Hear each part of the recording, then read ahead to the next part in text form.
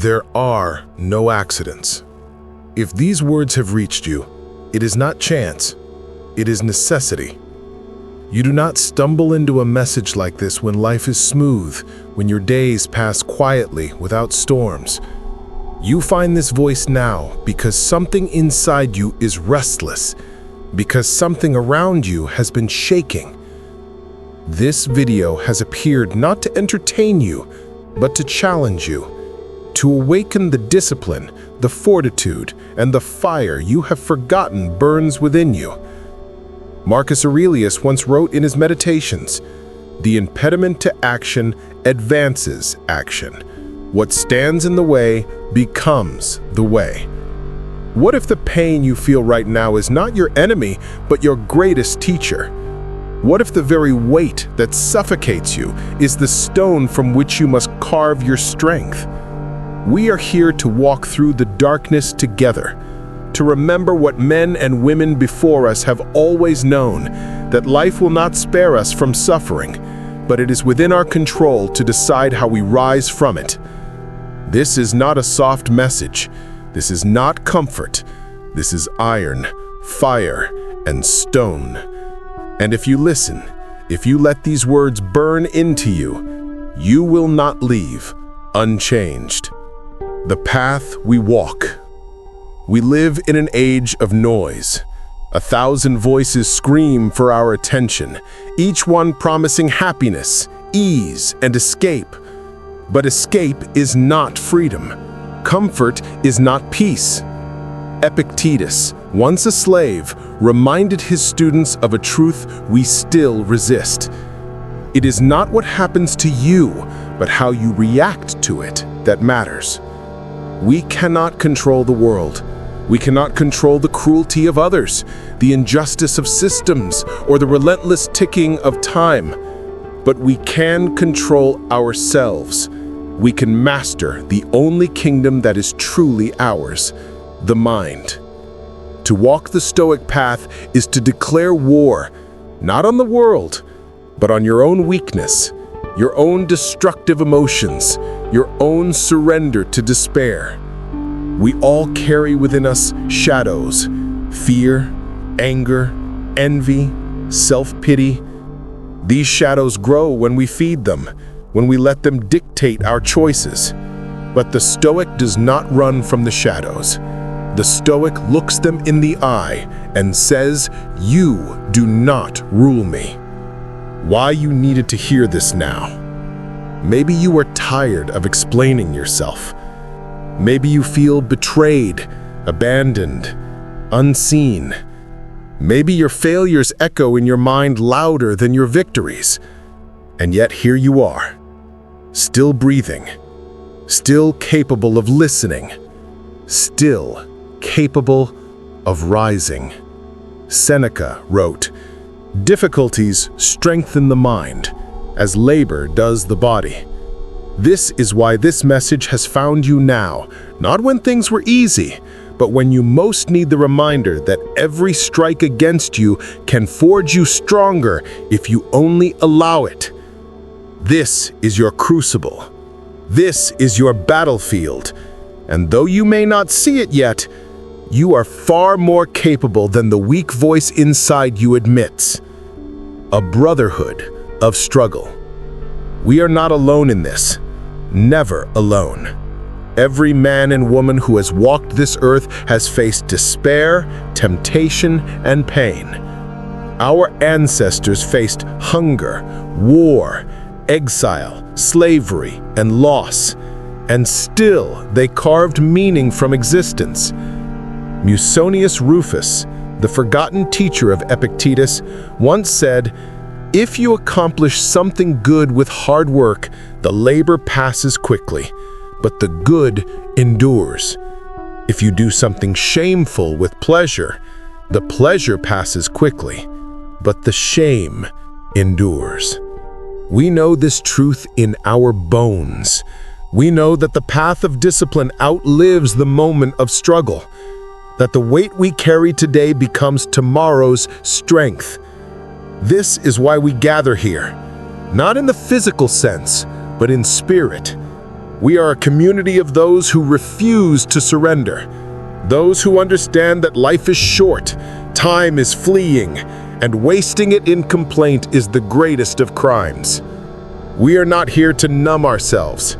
We are here to sharpen ourselves, to remind one another that there is still honor in self-control, still nobility in restraint, still greatness in fortitude. The fire inside. Imagine a fire in the night. The winds howl, the storm rages, the rain lashes down. Yet the fire endures. Every gust of wind only makes it burn brighter, stronger, fiercer. That fire is you. The world will test you with storms, with betrayal, with loss, with pain. But if you hold true, each trial will not extinguish you. It will feed you. Each struggle will make you burn hotter, illuminate farther, endure longer. Marcus Aurelius wrote with weary hands, leading Rome in times of plague and war, yet he never let despair rule him. He wrote, "A blazing fire makes flame and brightness out of everything that is thrown into it."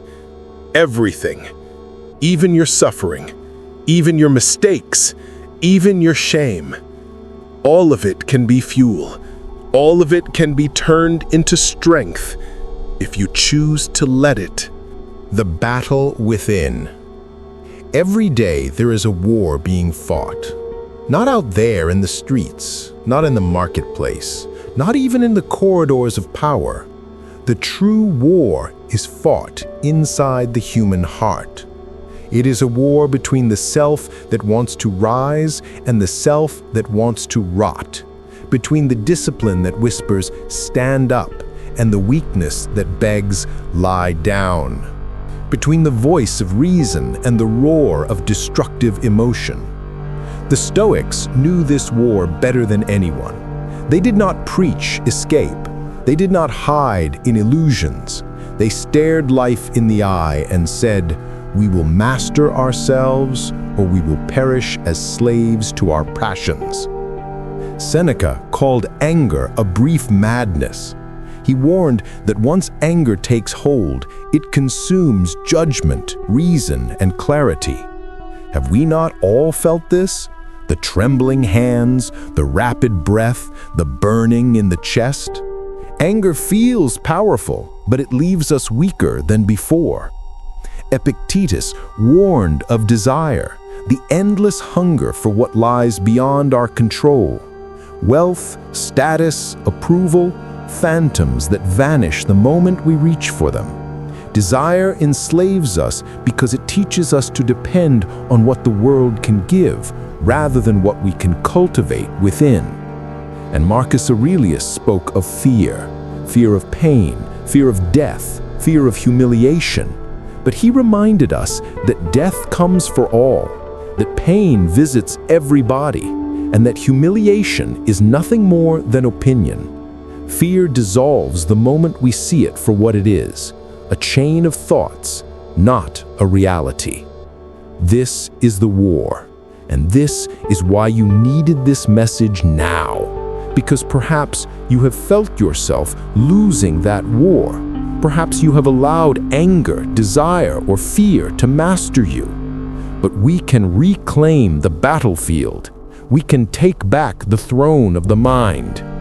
The discipline of perception. The first weapon is perception. We do not control the events, but we control the lens through which we see them. The Stoics called this the discipline of perception. Imagine two men standing in the rain. One curses the heavens, shakes his fist at the clouds, and drowns in self-pity. The other accepts the rain, feels it against his skin, and walks forward. The same storm, the same drops of water, but two different worlds. Marcus Aurelius wrote, "If you are pained by any external thing, it is not this thing that disturbs you, but your judgment about it, and it is in your power to wipe out this judgment now." This is liberation. To realize that the world does not disturb us, our judgments do. We say, this is unfair, but who decided what fair should look like? We say, this is unbearable, but who defined the limits of what we can bear? When we master perception, we strip life of its power to break us. Every insult, every loss, every obstacle becomes nothing more than raw material, and raw material can be shaped. The discipline of action. The second weapon is action. Words and thoughts mean nothing without action. The Stoics despised idle philosophy. For them, wisdom was not measured in what you could recite, but in how you lived when pressed against the wall. Epictetus demanded his students train like athletes. He said, "Don't explain your philosophy, embody it." What does this mean for us? It means we must act in accordance with reason, regardless of feeling. When anger surges, pause, count your breath, refuse to give it your tongue. When desire whispers, ask, "Is this in my control, or is this a chain disguised as freedom?" When fear swells, step forward anyway, for courage is not the absence of fear, but the mastery of it. We train daily, we rise early, we discipline our appetites. We speak little, listen more, and waste no hour on trivialities, not because it is easy, but because it is the only way to live with honor. The discipline of will. The third weapon is will. There are things we can control, there are things we cannot. To confuse the two is madness. To accept the difference is strength. The discipline of will is the art of surrender, not to weakness, but to necessity. When death comes, we accept it. When loss visits us, we bear it. When pain crushes us, we endure it. Epictetus again. Make the best use of what is in your power and take the rest as it happens. This does not mean passivity. It means we pour our energy only where it matters. Why waste time cursing the storm when we could adjust the sails? Why waste breath on injustice when we could sharpen ourselves to outlast it? This is will, not the childish demand that life bend to us, but the mature strength to bend ourselves to life. Why we must train daily. Some will say, but this is too hard. Why should I live like this? Why not just seek pleasure? Because pleasure fades, because comfort rots, because life will test us whether we prepare or not. Seneca wrote to Lucilius, "A man is as miserable as he thinks he is." And he also warned, "It is in times of security that the spirit should be preparing itself for difficulty." If we do not train in times of calm, we will be destroyed in times of chaos. If we do not master ourselves daily, then when the storm hits, we will shatter. Together in the struggle. Do not think you walk this road alone. All of us here, every one of us who listens, who reads, who takes these words to heart, we are bound together by the same fire. We are scattered across the world, divided by distance, culture, and circumstance. Yet in spirit we are united, because the law of the mind is universal. The discipline of perception, action, and will applies to all. We are a fellowship of those who refuse to bow to destructive emotions. We are comrades in the war within. And though we may never see each other's faces, we are brothers and sisters in this struggle. The wounds of betrayal. There are few pains as sharp as betrayal.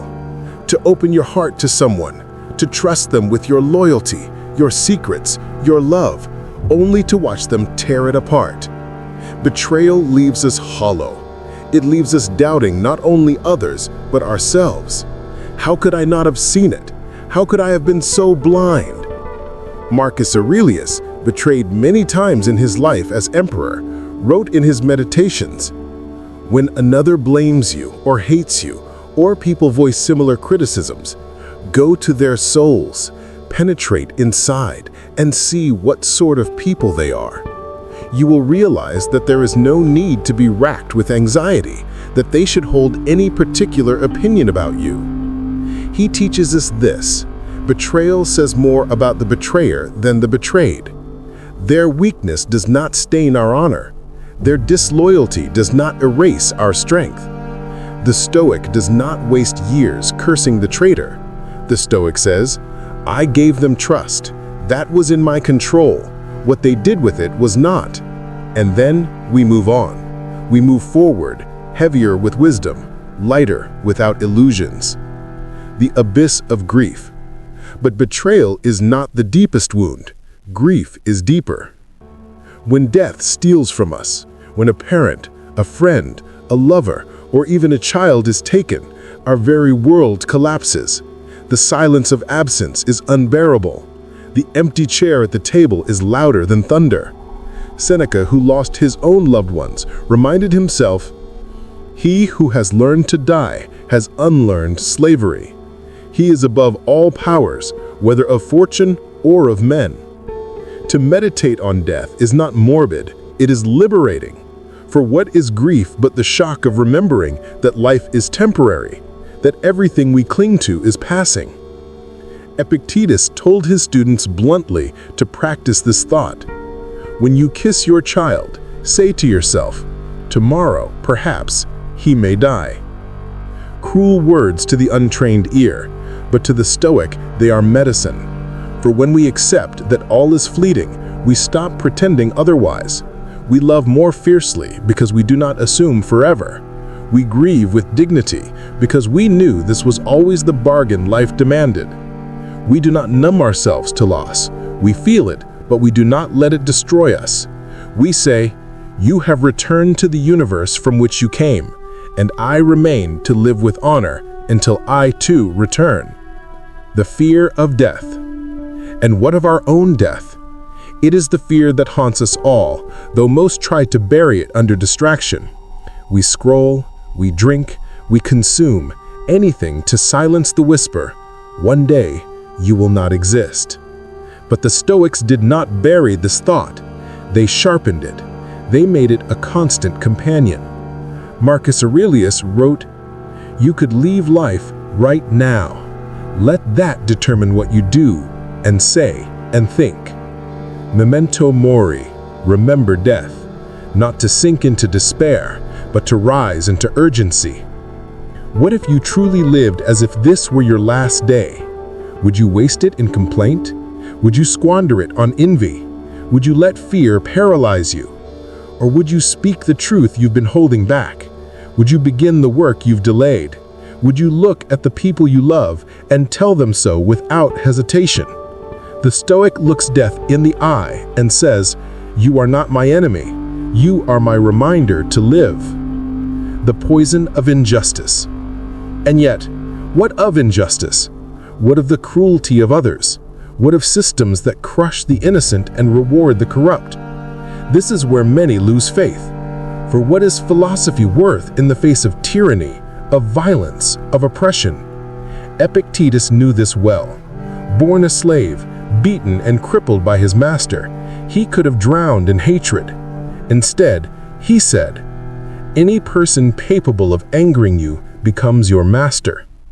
Does this mean we accept injustice? No. It means we refuse to let it rule our minds. We fight it where we can, with reason, with courage, with dignity. But if the world remains cruel, we still remain free inside. The tyrant can imprison the body, but never the soul that has mastered itself. The oppressor can silence our mouths, but never the mind that refuses to bend. The Stoic says, "You cannot control how the world treats you, but you can always control how you respond." And in that response, in that refusal to let hatred eat us alive, lies true power. Shadows that strengthen us. We must stop fearing the shadows. Betrayal, grief, death, injustice. These are not curses, but crucibles. They burn away the weakness in us, leaving behind only what is unbreakable. Marcus Aurelius again.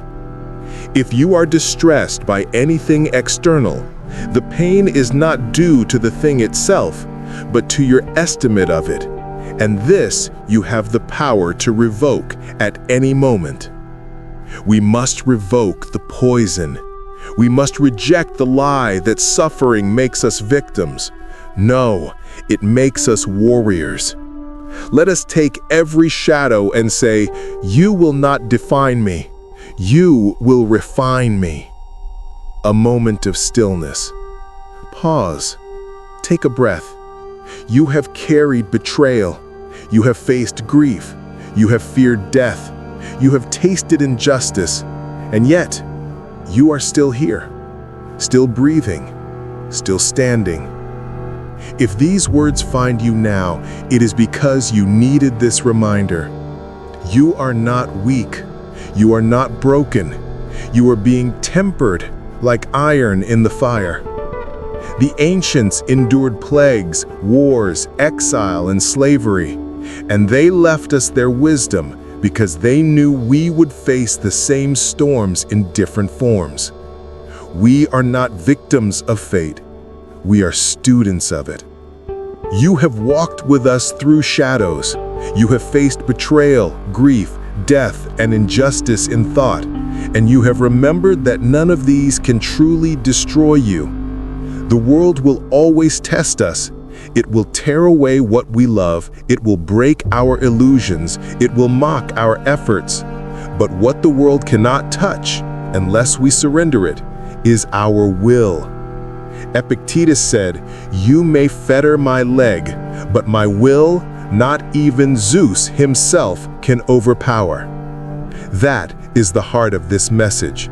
That is why this video found you at this moment, because you needed to be reminded that you are not powerless. You may feel crushed, but you are unbroken. You may feel lost, but you are not without a compass. The compass is virtue. The compass is reason. The compass is self-control. The red thread. Think back. What unites betrayal, grief, death, and injustice? It is the temptation to collapse into destructive emotion, to let anger poison us, to let despair hollow us out, to let fear chain us, to let hatred consume us. The Stoic path is not the denial of these feelings, but the refusal to bow to them. We see them, we acknowledge them, and then we master them. Marcus Aurelius whispered to himself each morning, "You have power over your mind, not outside events. Realize this, and you will find strength." That is the red thread. That is the fire that binds us together. The world is chaos, but we remain steady. The storm rages, but we hold the helm. The we that endures. Do not imagine you are walking this road alone. Every listener here, every soul who has let these words sink deep is part of something greater. We are not a crowd chasing pleasure. We are not seekers of comfort. We are builders of inner fortresses. We are guardians of self-mastery. We are those who do not bow to chaos. We are those who do not crumble under pain. We are those who do not waste a single day in excuses, because we know time is the one thing that cannot be replaced. We are not victims of the world. We are students of it, and together we rise. The closing flame. Imagine again the fire in the night. The wind howls, the storm crashes, the darkness presses in. Yet the fire does not die. It bends, it flickers, but it refuses to be extinguished. That fire is you, and every trial, every loss, every betrayal, every injustice, every shadow you face will not destroy you. It will feed you. It will shape you. it will make you burn brighter. Marcus Aurelius said, "A blazing fire makes flame and brightness out of everything that is thrown into it." So let the world throw what it will. Let life test you. Let fate strike. We will not bow. We will not break. We will burn. The last words. If this message has reached you, it is because you were ready for it, because life has pressed you into a corner and you needed a reminder of your strength. Carry these words with you, not as comfort, but as a weapon. The war within you will never end, but neither will your capacity to win it. Stand up, straighten your back, look the storm in the eye, and remember, this fire will only grow brighter the more the darkness tries to consume it. This is who we are. This is who you are. And this is why this video has found you now.